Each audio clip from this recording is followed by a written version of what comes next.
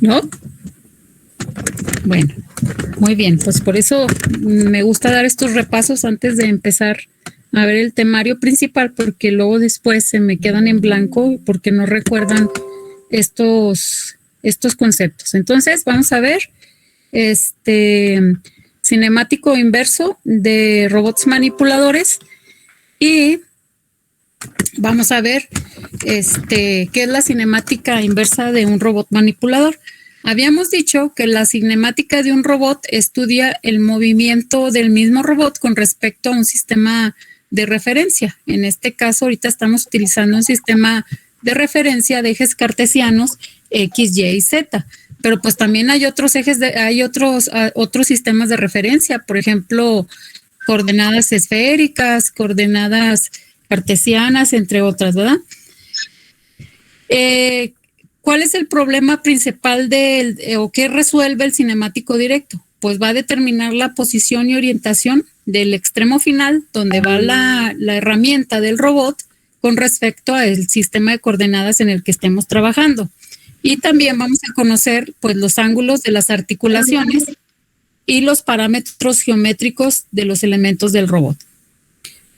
¿Qué es lo que resuelve el cinemático inverso? El cinemático inverso, como su nombre lo dice, vamos a determinar la configuración que debe de adoptar el robot para una posición y orientación del extremo del robot conocido. O sea, acá no lo conocemos y aquí sí lo conocemos. Y vamos a hacer lo siguiente. Aquí se ve muy claramente cuál sería la diferencia entre cinemática directa y cinemática inversa. Cuando yo calculo la cinemática directa, yo conozco los valores de las coordenadas articulares y yo estoy calculando las ecuaciones para mi eje de coordenadas de eje de referencias X, Y y Z. Sin embargo, para la cinemática inversa, yo conozco las ecuaciones de X, Y y Z y lo que quiero calcular son los valores de las coordenadas articulares, es decir, yo necesito conocer los ángulos, las ecuaciones de los ángulos Q1, Q2, Q3, así sucesivamente, dependiendo del número de grados de libertad que contenga el robot. No sé si se entendió. Con la cinemática directa calculo las ecuaciones de X, Y y Z, que son las que se proyectan sobre los ejes.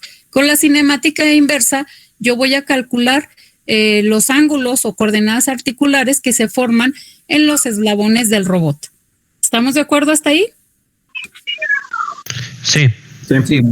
Perfecto, muy bien. Bajo ese entendido, pues la cinemática inversa de un robot me va a permitir determinar cuál es el espacio que alcanza el robot para trabajar. Por ejemplo, aquí estamos viendo en la imagen diversos tipos de configuración de robots de diversos tipos y, por ejemplo, en este caso, este robot que es un robot cartesiano, aquí me está mostrando que su área de trabajo es este cubo que tiene aquí. Si yo pongo objetos o quiero que haga perforaciones fuera de este cubo, no las va a poder hacer.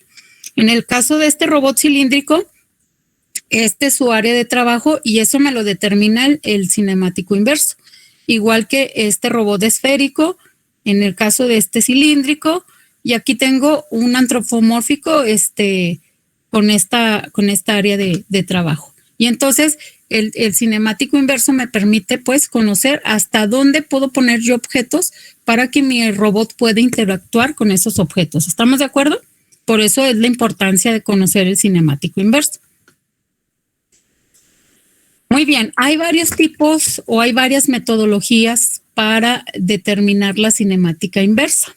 El método número 1 es el método geométrico, que es los que estamos utilizando porque son los más sencillos de utilizar, nada más que tienen una limitación. Para robots ya de muchos grados de libertad, este método geométrico suele complicarse un poco.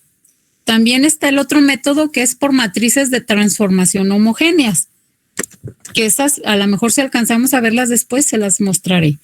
También tenemos otra metodología que se llama desacoplamiento del cinemático. Esa se utiliza para robots de 6 grados de libertad en adelante.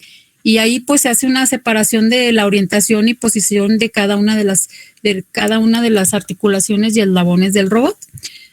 Otra metodología es por medio de soluciones numéricas iterativas. Y estas casi nunca se utilizan porque no se aplican en tiempo real. Y nosotros cuando estamos o vamos a programar un robot para que haga una actividad, siempre lo vamos a hacer en tiempo real. Por lo tanto, este último método queda descartado. Nosotros podemos utilizar cualquiera de estos 3 que estamos mostrando aquí. Ahorita pues me voy a ir por el más sencillo, que es el método geométrico. Ya sabemos que ahí pues se relacionan, hay una relación geométrica y trigonométrica. El procedimiento, el método geométrico es un procedimiento adecuado para robots de pocos grados de libertad o para el caso de que solo se consideren los primeros grados de un robot de varios grados de libertad. El procedimiento se basa en encontrar un número suficiente de relaciones geométricas o de ecuaciones geométricas en las que intervendrán las coordenadas del extremo final del robot, sus coordenadas articulares y las dimensiones físicas de sus elementos, es decir, las longitudes de los eslabones, etcétera, etcétera. Aquí volvemos a hacer una remembranza de qué es el cinemático directo, que es decir, obtengo las ecuaciones donde se proyectan en X, Y y Z. En el caso del cinemático inverso, yo voy a buscar los ángulos que van a estar en función de mi eje de coordenadas. Como podemos ver, aquí en el cinemático directo, mis ecuaciones siempre están en función de los ángulos. Muy bien, vamos a ver el primer ejemplo, a ver si queda claro o a ver si recuerdan. Dice, es un robot de 2 grados de libertad. Aquí estoy viendo el primer eslabón llamado L1 y el segundo eslabón llamado L2. Cuando yo veo L1 y L2, si no veo el diagrama esquemático del robot, yo ya sé que L1 y L2 me significan movimientos rotacionales. Entonces, primero determino qué tipo de robot es. Y este es un robot de 2 grados de libertad con movimiento rotacional. ¿Estamos de acuerdo? Después de determinar qué tipo de robot y cuántos grados de libertad y sus movimientos, vamos a ver los ángulos que me está mostrando. En los ángulos que me va a mostrar siempre, por ejemplo, va a ser que es Q1, que está referenciado sobre el eje Z. Y me va a mostrar el ángulo Q2, que siempre va a estar referenciado con la extensión del brazo L1. Por eso esta línea punteada es la extensión de ese brazo y ese brazo está referenciado con respecto a Q2. Esos son los únicos datos que se me da. Lo demás, ahorita se los voy a explicar. Por ejemplo, estas líneas que se ven aquí, ahorita se las voy a explicar. Este ángulo alfa, este ángulo beta, son ángulos auxiliares que los necesito para poder calcular las ecuaciones de Q1 y de Q2. Muy bien. Si yo veo este triángulo, aquí yo voy a ver el robot y aquí yo veo el eslabón L1 y su extensión en donde se forma el ángulo Q2. A esta extensión que está punteada, que en realidad no está real en el robot, le voy a poner que este pedacito se llama N. Y si yo pongo aquí una resultante, aquí me forma este triángulo rectángulo grandote que estamos viendo aquí. Es decir, la resultante azul, el cateto opuesto que sería M y el cateto adyacente que sería L1 más N. ¿Estamos de acuerdo hasta ahí? ¿Todos ven ese triángulo rectángulo que está ahí? Sí. Ok, muy bien. Yo lo hice así porque pues es más fácil relacionar las ecuaciones si yo tengo el triángulo rectángulo. Entonces, nosotros si utilizamos la ley de Pitágoras, sabemos que la resultante al cuadrado va a ser igual a el lado del adyacente al cuadrado más el lado del cateto opuesto al cuadrado, que es esta ecuación que tengo aquí. Yo aquí la estoy poniendo la ecuación general que todo el mundo ya conocemos. Yo ahorita tengo que sacar a qué equivale y al cuadrado y z al cuadrado. Muy bien. Para sacar y al cuadrado, yo me voy a venir al cateto adyacente, a este que sería L1 más N. Pero antes yo tengo que conocer cuánto vale el pedacito N y el pedacito M. Para saberlo, yo aquí estoy formando adentro del triángulo rectángulo grande un mini triángulo rectángulo chiquitito, que sería, aquí está su hipotenusa, que es L2, aquí está el cateto opuesto, que es la letra M, y el cateto adyacente, que es la letra N. Bajo ese esquema, yo viendo este pedacito chiquitito de triángulo rectángulo pequeño, yo puedo definir cuánto vale este pedacito de N y este de M. Si aquí tengo un pedacito, un triángulo rectángulo pequeñito, pues yo puedo sacar directamente cuánto vale N. N va a valer la resultante o la hipotenusa, que sería L2, por el coseno de Q2. ¿Por qué por el coseno? Pues porque está proyectado sobre N. ¿Estamos de acuerdo? Y entonces aquí ya lo estoy poniendo. N vale L2 por el coseno del ángulo Q2. Para el caso de M, pues es otra vez L2, como aquí no está el ángulo sobre este cateto opuesto, pues voy a utilizar el seno del mismo ángulo de Q2. ¿Se entendió cómo saqué los pedacitos de N y de M? Sí. Sí. Si alguien tiene alguna duda, me indica por favor en el momento preciso para luego no adelantarme demasiado. Muy bien, ya conociendo cuánto valen los pedacitos de N y de M, ahora lo que yo tengo que hacer es sacar, ahora sí, las ecuaciones de todo este triángulo rectángulo grande que veo ahí. Entonces, esta resultante al cuadrado, aquí la pongo, va a ser igual a esta parte que tengo aquí al cuadrado. Entonces, esta parte que tengo aquí al cuadrado sería L1 más N al cuadrado. Aquí está. Y esta parte que tengo aquí sería M al cuadrado. Lo que equivale, esta ecuación equivale a la ecuación general que tengo aquí en la parte de acá arriba.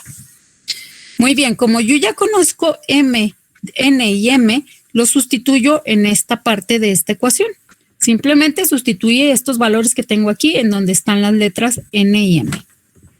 Muy bien, después de que yo ya hice esa sustitución, yo tengo que quitar esta R porque mi ecuación no puede quedar en función de R. Siempre tiene que quedar en función de el eje de coordenadas, en este caso, Y y Z. Entonces, esta R al cuadrado me está diciendo que equivale a Y cuadrada más Z cuadrada. Entonces, tomo esto y lo sustituyo en lugar de la R al cuadrada, pongo que es Y cuadrada más Z cuadrada. Y pongo que es igual a todo esto que tengo aquí. Después, posteriormente, hay que quitarle el cuadrado a este polinomio que tengo aquí. Y para eso, pues voy a poner el cuadrado del primero, aquí está, más el doble producto del primero por el segundo, aquí está el doble producto del primero por el segundo, más el cuadrado del segundo, que sería esta parte, más esta parte que ya tengo acá. Aquí hay una identidad, la estoy localizando. Si yo factorizo, quedaría L2 al cuadrado que multiplica el coseno al cuadrado de Q2 más el seno cuadrado de Q2. Creo que aquí me pasé porque no va al cuadrado. Déjenme, ahorita lo voy a modificar antes de pasárselas. Este cuadrado que está aquí no va, ¿eh? No sé, me equivoqué, hay error de dedo. Bueno, entonces, esta identidad equivale a el coseno cuadrado de un ángulo más el seno cuadrado de un ángulo equivale a la unidad. Esa es una identidad que ya existe y que pues la debemos de tener en cuenta. Entonces, si equivale a la unidad, solamente me quedaría L2 al cuadrado. Entonces, vuelvo a poner todo lo que viene de la ecuación.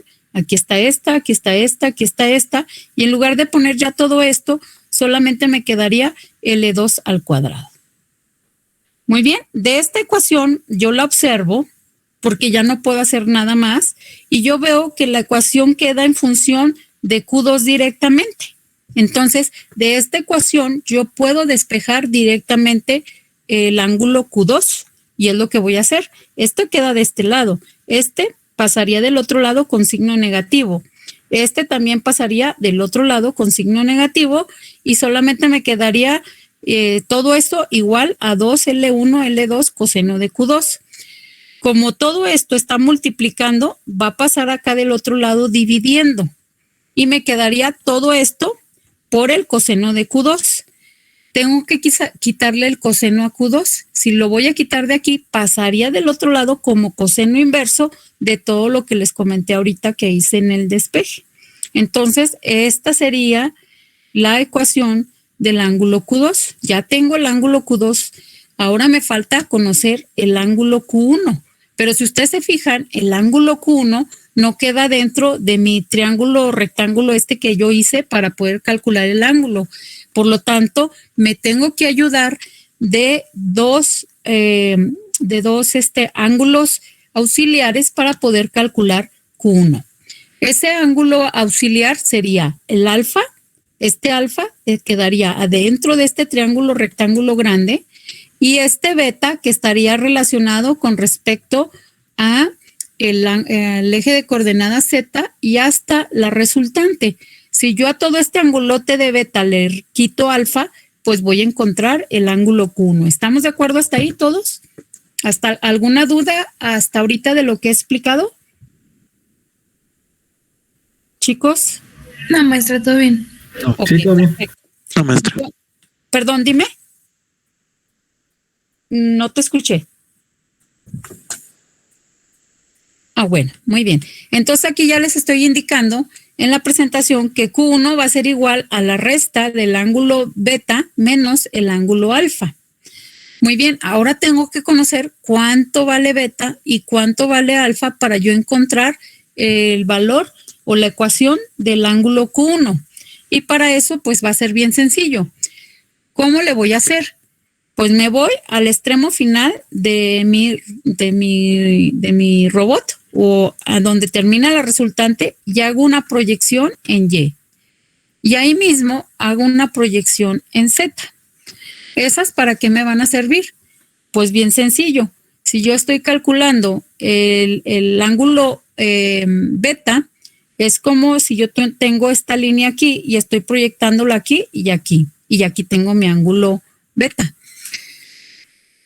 Si nosotros buscamos en nuestras relaciones trigonométricas, vamos a encontrar que el cateto, la tangente inversa, ¿a qué es igual, jóvenes? A ver, díganme.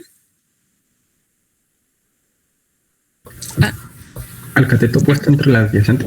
Ok, entonces mi cateto opuesto sería la proyección en Y mi cateto adyacente, porque aquí es el adyacente, porque está aquí en beta, está proyectado sobre Z, sería menos Z. ¿Por qué menos Z? Pues porque está sobre el eje negativo de Z. Por eso le estoy poniendo menos Z. Entonces, esto va a equivaler al valor de beta. Está bien sencillo porque simplemente la tengo aquí proyectada en Z y hago mis proyecciones correspondientes y por eso yo sé que eso equivale a mi tangente inversa. Ahora, para conocer el valor de alfa, voy a proceder de una forma similar. Pero ahora lo que vamos a hacer es encontrar el cateto opuesto de este triángulo rectángulo que tengo aquí. Mi cateto opuesto es el valor de M. ¿Estamos de acuerdo? Aquí, esto que tengo aquí es M. Y aquí lo estoy poniendo como es. Y el cateto adyacente sería, donde está alfa, es el valor de L1 más el valor de N. Aquí lo estoy poniendo y aquí estoy poniendo L1 más a lo que equivale N. Esto sería igual a mi ecuación del ángulo Q1. No sé si alguien tenga alguna duda.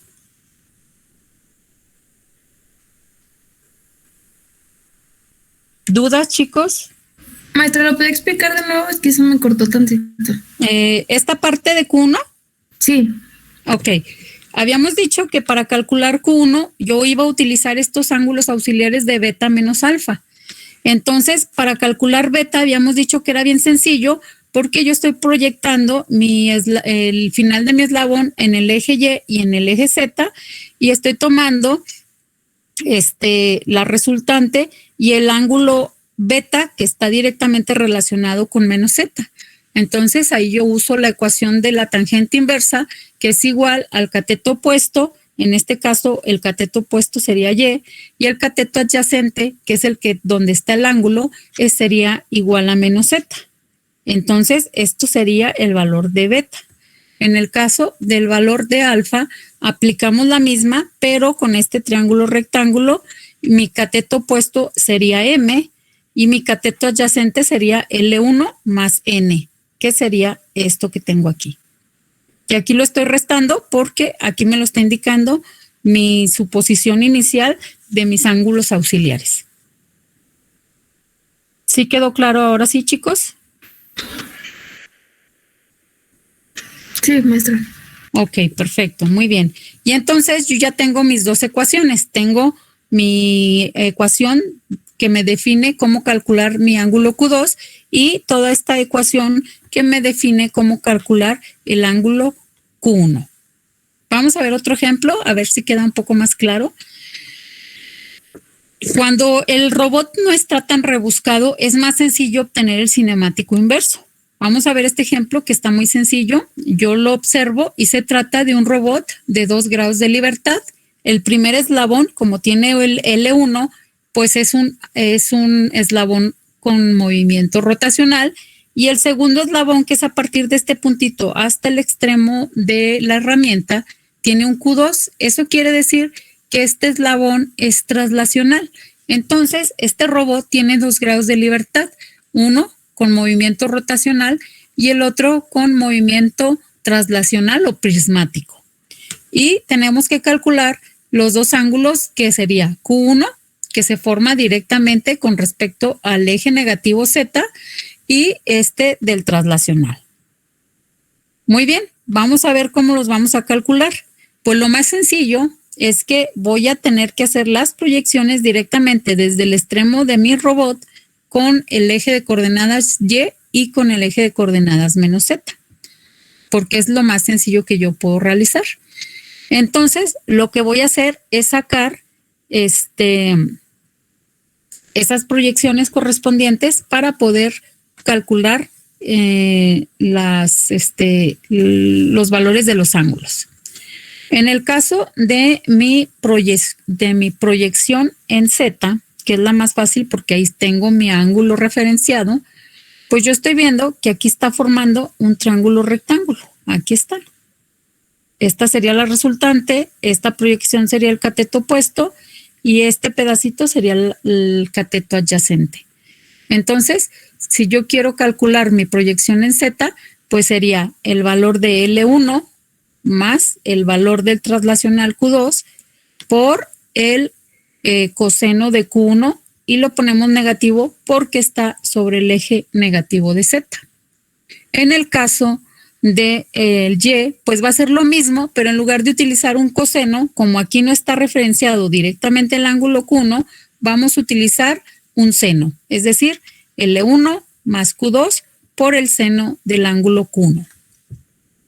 Ya tengo la proyección en Y, ya tengo la proyección en Z y vuelvo a utilizar el de la resultante al cuadrado es igual a Y cuadrada más Z cuadrado. Como yo ya tengo Y y Z y yo también ya puedo saber cuál es el valor de la resultante, que sería L1 más Q2, entonces puedo sustituir directamente lo que obtuve de R al cuadrado es igual a L1 más Q2 al cuadrado por el seno cuadrado de Q1 más L1 más Q2 al cuadrado por el coseno de Q1. Muy bien, ahora lo que tengo que hacer es que aquí quito esta R cuadrada y esta R cuadrada ya sabemos que es igual a Y cuadrada Z cuadrada. Aquí hay una identidad, seno cuadrado de Q1, coseno cuadrado de Q1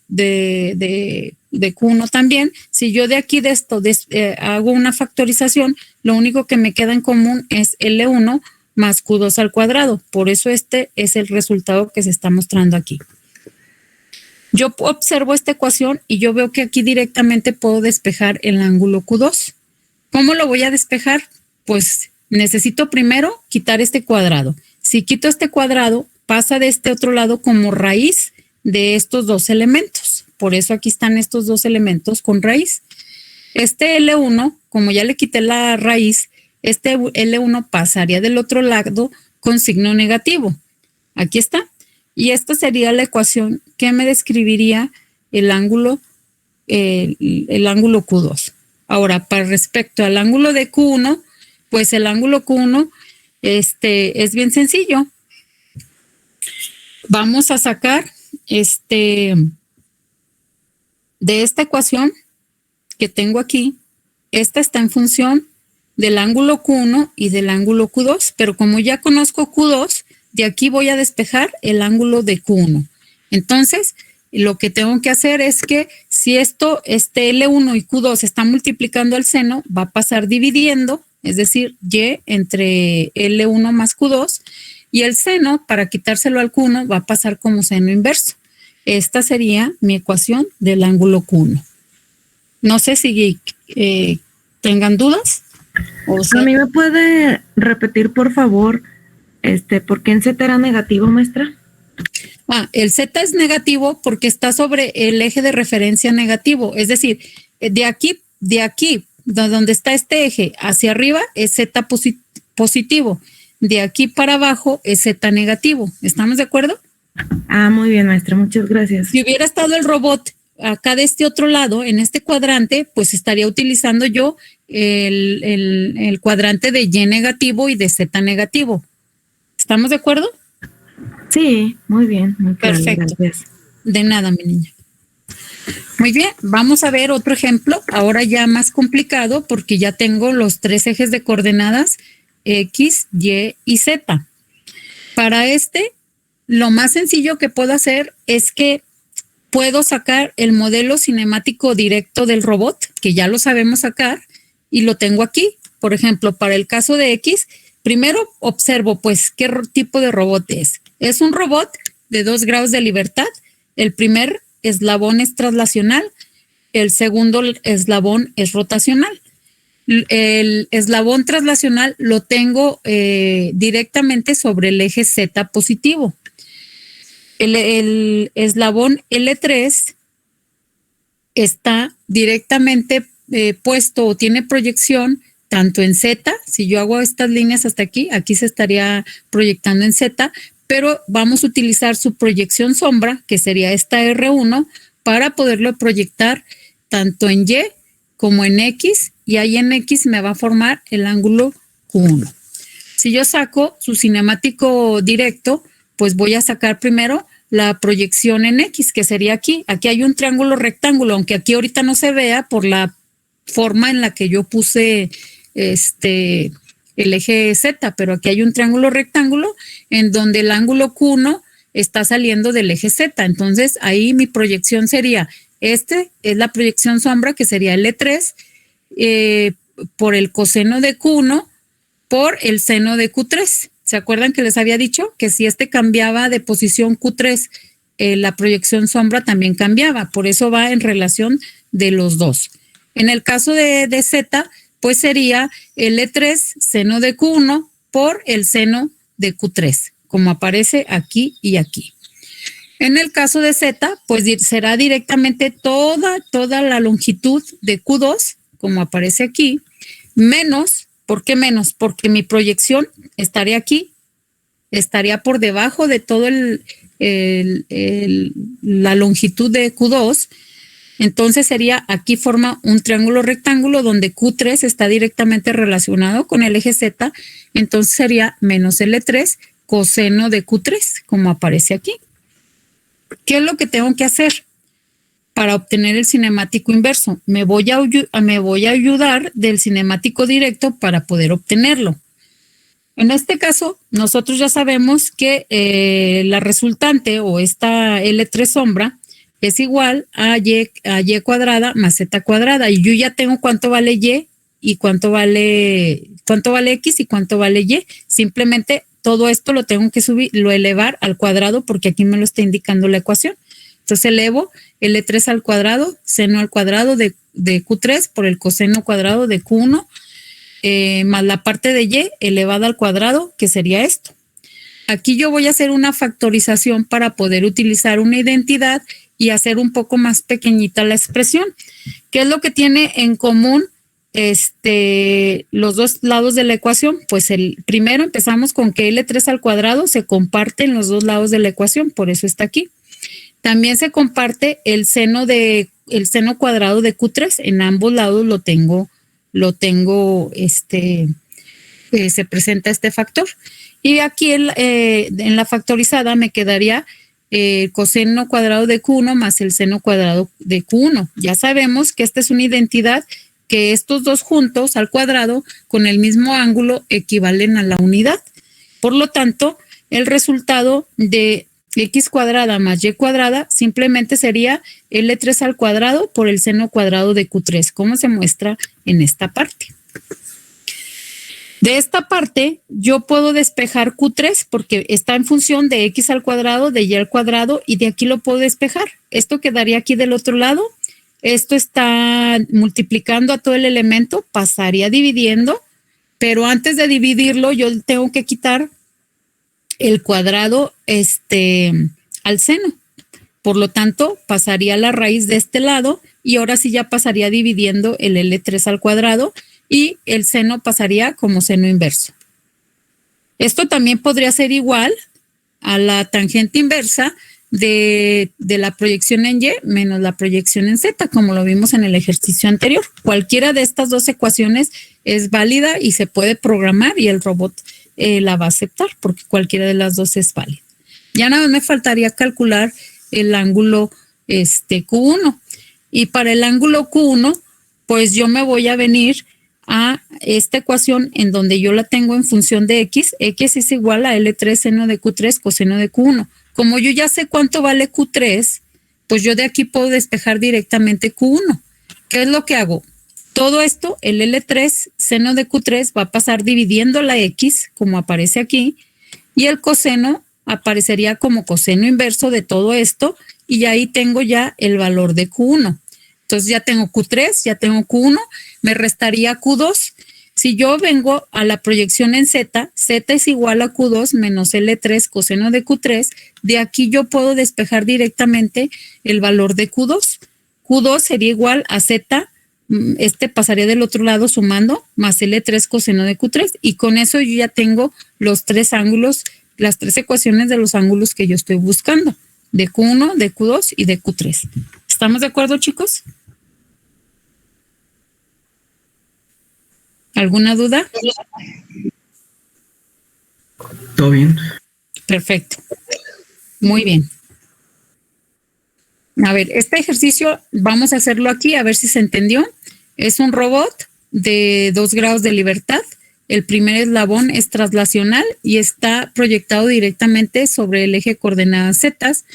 Y el eslabón L2, que es rotacional y que tiene un ángulo Q2 que está proyectado también en Z. Por favor, saquen el cinemático inverso, a ver cómo les va ahorita y a ver si tienen alguna duda. ¿Estamos de acuerdo? Por aquí estoy para cualquier duda. Inténtenlo, por favor.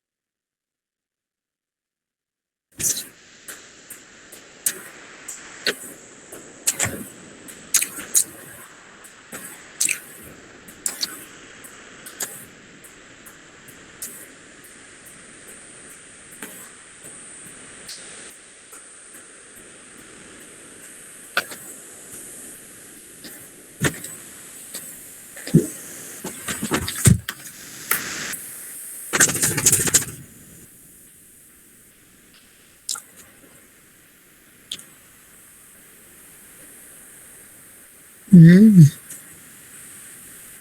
Jessy, ven.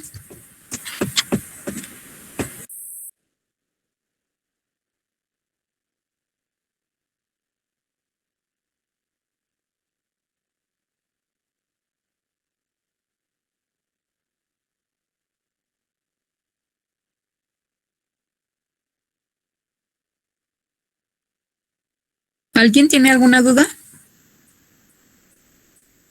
Chicos, ¿o todavía no?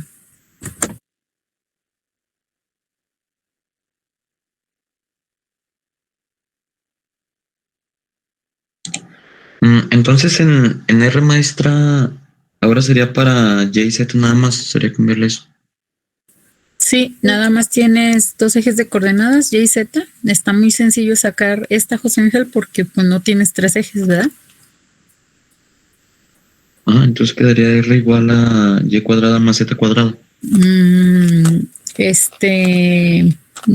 yo creo que no lo necesitarías. O a ver, hazlo tú y ahorita vemos. Yo te sugiero que saques primero el cinemático directo y ver si de ahí las puedes sacar directamente. Y si no, ya aplicas las de R al cuadrado. ¿Estamos de acuerdo? Ok.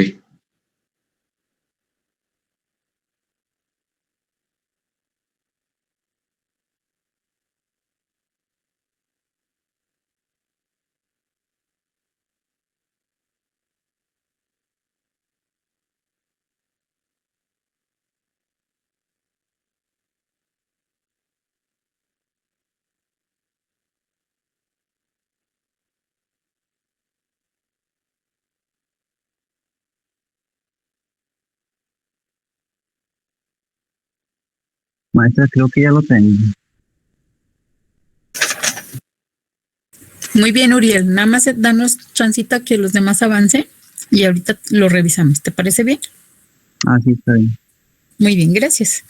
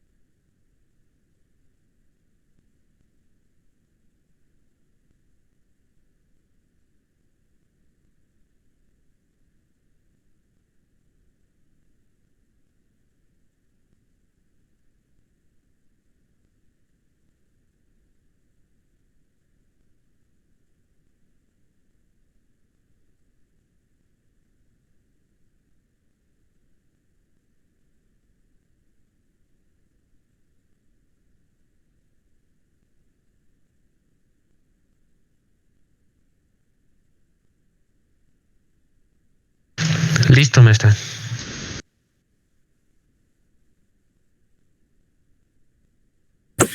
Muy bien, ¿todos los demás ya terminaron su ejercicio?